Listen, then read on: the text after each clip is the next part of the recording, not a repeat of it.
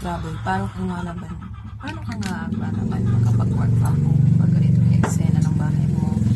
Daming maingay. So, it's really hard.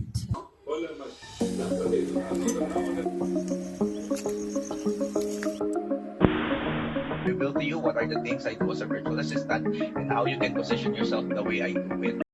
So in this video, I'm going to show you guys the challenge I'm doing some job research. Katulas ang nung sobrang hirap talaga pag wala kang work. Ngayon ko siya naramdaman. Pero I believe makakita din ako ng work. So ayun, naghanap pa rin ako ng trabaho until now. And for meron namang rest. So nag-send na ako ng mga proposal through Upwork. So for now, chinek-check ko muna yung mga email ko and stuff. Medyo mahirap pero I'll take this as a challenge. Dapat pala ginawa ko is naghanap muna ako ng work bago ako umuwi dito so mahirap yung internet connection kasi nga sobrang liblib kasi yung lugar namin. So ipakita ko sa inyo. So, ito yung magiging workstation ko. Hopefully. Malit lang yung tinirahan ko. Meron akong upuan na maliit. Ganun. Siguro yung challenge ko lang talaga dito is yung ingay sa labas.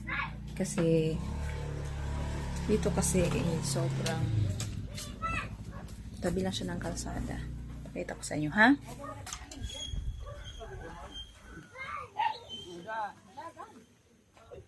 O, diba? Makikita mo talaga yung mga nag-uusap dyan sa labas. Which is, supposedly, gagawa ako ng video introduction. So, I'm really having a hard time kasi medyo maingay talaga yung labas ng bahay ko.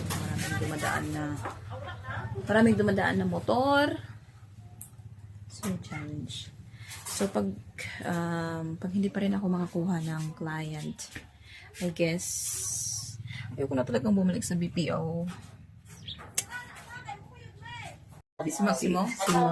Mag-exercise tayo mamaya, ha? Kumain ka na? Kumain ka na? Ha? Hindi ka pa kumain? So, ayun si Papa. Nagtimpla ako ng coffee. Kasi, more energy. So, yun lang naman ang hinanain ko for today's video, guys. So, ang pinagsisihan ko lang talaga is, dapat pala, yung nagtrabaho pala ako sa Manila, nag-antay na makauwi pa ako dito. Kasi, 2 months na akong walang work.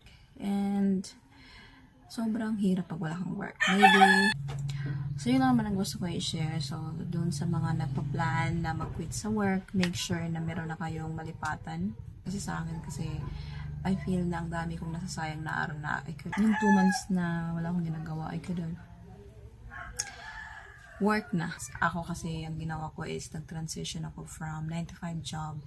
And right now, I'm currently looking for a part-time job na parang 4 hours lang a day. Ako munang magpakalulong sa trabaho. Ayaw ko munang maging magpaka-workaholic for now kasi I wanted to enjoy life. Life is short. So, I have been working all my life since bata pa ako nag-work na ako. So, ito-take advantage ko na lang kung anong meron ako ngayon. So, yun na nga.